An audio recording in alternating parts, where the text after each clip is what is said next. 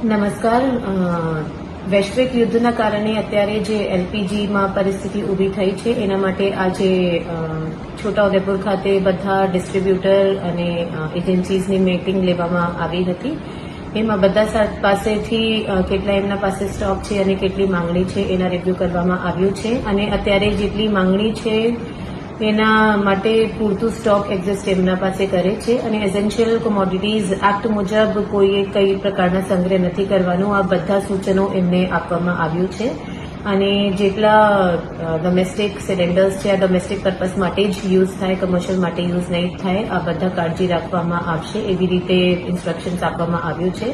હું પબ્લિકને અપીલ કરું છું કે અત્યારે જે પેનિક ચાલી રહ્યા છે કે ખરેખર સ્ટોક નથી કે પછી આપણે એલપીજી સિલિન્ડર નથી મળવાનું, બધા ર્યુમર્સ છે એના ઉપર તમારે કઈ પ્રકારના વિશ્વાસ નથી કરવાનું. અમે લોકો એન્શ્યોર કર્યા છે કે સ્ટોક પૂરતું રહે અને તમે સમયસર મળી જાય.